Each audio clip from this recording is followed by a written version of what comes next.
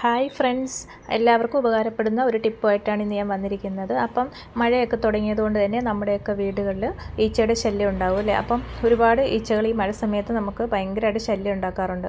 അപ്പം ഈ ഈച്ചകളെയൊക്കെ ഓടിക്കാൻ വേണ്ടി നമുക്ക് വീട്ടിൽ തന്നെയുള്ള സാധനങ്ങൾ വെച്ചിട്ട് ചെയ്യാൻ പറ്റുന്ന ഒരു കുഞ്ഞു ടിപ്പായിട്ടാണ് വന്നിരിക്കുന്നത്. അപ്പം നമുക്കത് എന്താണെന്ന് നോക്കാം. അപ്പോൾ അതിനായിട്ട് ഞാനിവിടെ എടുത്തിരിക്കുന്നത് നമ്മുടെ പുതിനയില ഉണ്ടല്ലോ, അതാണ് കേട്ടോ. അപ്പം നമുക്കിപ്പോൾ വീട്ടിൽ ഞാൻ പുതിനയില നമ്മൾ വളർത്തിയിട്ടുണ്ട്. അതിൽ നിന്ന് കുറച്ച് ഞാൻ കട്ട് ചെയ്തെടുക്കുകയാണ്. അപ്പം പുതിനയില മിക്കവാറും വീടുകളിൽ കാണും, ഇല്ലാത്തവർ വാങ്ങിച്ച് വെക്കുന്നവരൊക്കെ ഉണ്ടാവുമല്ലോ അല്ലേ. അപ്പോൾ ഉണ്ടെങ്കിൽ ഈ ഒരു ടിപ്പ് ചെയ്ത് നോക്കണം കേട്ടോ. അപ്പം ഞാനതിൽ നിന്ന് കുറച്ച് പുതിനയില കട്ട് ചെയ്ത് എടുത്തിട്ടുണ്ട് കേട്ടോ. അപ്പോൾ ഈ പുതിനയിലയുടെ കൂടെ നമുക്കിനി വേണ്ടത് കുറച്ച് തുളസി ഇലയും കൂടെ വേണം. തുളസി ഇലയും എല്ലാവരുടെയും വീടുകളിൽ ഉണ്ടാകുന്നതാണ്. അപ്പോൾ രണ്ട് ഞാൻ കുറച്ച് എടുത്തിട്ടുണ്ട്. കുറച്ച് പുതിനയിലയും കുറച്ച് തുളസി ഇലയും കൂടെയാണ് എടുത്തിരിക്കുന്നത് കേട്ടോ. ഇനി നമുക്ക് ഇതെല്ലാം കൂടെ ഒരു മിക്സിയുടെ ജാറിലേക്ക് ഒന്ന് ഇട്ട് കൊടുക്കാം. ഇതിൻ്റെ ഇലയെല്ലാം കൂടെ തണ്ട് നമ്മൾ മാറ്റിയെടുക്കണം. അപ്പോൾ നമുക്കിതൊന്ന് അരച്ചെടുക്കാനാണ്. അപ്പം ഈ തുളസി ഇലയും പുതിനയിലയും എല്ലാം കൂടെ നമുക്ക് മിക്സിയുടെ ജാറിലേക്ക് ഇട്ടിട്ട് ഒന്ന് അരച്ചെടുക്കണം. അപ്പോൾ ഞാൻ പുതിനയില ഇട്ടിട്ടുണ്ട്, തുളസി ഇലയും കൂടെ ഞാൻ ജാറിലേക്ക് ഇട്ട് കൊടുത്തിട്ടുണ്ട് കേട്ടോ.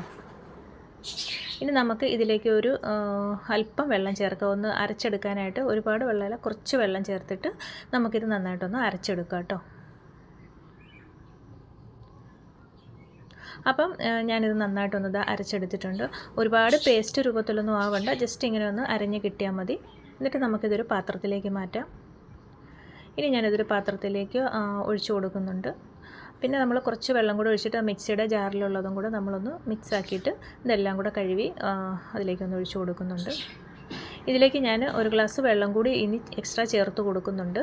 അപ്പം ഇതിലേക്ക് അടപ്പെല്ലാം കഴുകി ഒഴിച്ചതിന് ശേഷം വീണ്ടും ഞാൻ ഒരു ഗ്ലാസ് വെള്ളം കൂടി ഇതിലേക്ക് ഒഴിച്ചു കൊടുക്കുന്നുണ്ട് കേട്ടോ.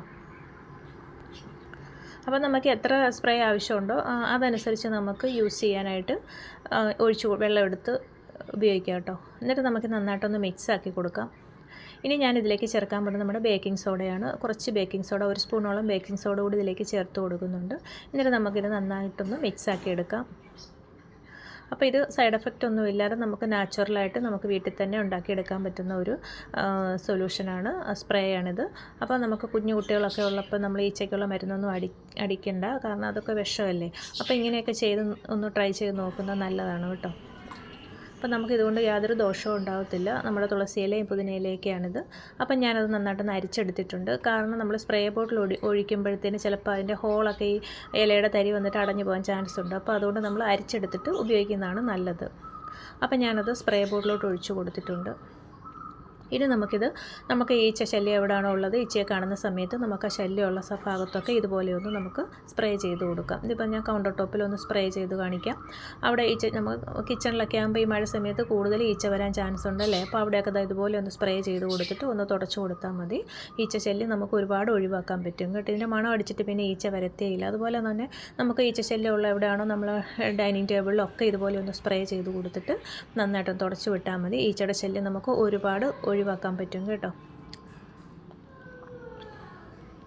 അപ്പം നമുക്ക് ഈസി ആയിട്ട് ചെയ്യാൻ പറ്റുന്ന ഒരു ടിപ്പാണ്, പെട്ടെന്ന് തന്നെ റെഡിയാക്കി എടുക്കുക. അപ്പോൾ എല്ലാവരും ഈ ടിപ്പൊന്ന് ട്രൈ ചെയ്ത് നോക്കണം കേട്ടോ. അപ്പോൾ എല്ലാവർക്കും യൂസ്ഫുള്ളാന്ന് തോന്നുകയാണെങ്കിൽ ഒന്ന് ലൈക്ക് ചെയ്യാൻ മറക്കല്ലേ. അതുപോലെ ആദ്യമായിട്ട് കാണുന്ന കൂട്ടുകാരുണ്ടെങ്കിൽ ഒന്ന് സബ്സ്ക്രൈബ് ചെയ്ത് സപ്പോർട്ട് കൂടി ചെയ്യാൻ മറക്കരുത് കേട്ടോ. അപ്പോൾ അടുത്ത വീഡിയോയുമായി നമുക്ക് വീണ്ടും കാണാം.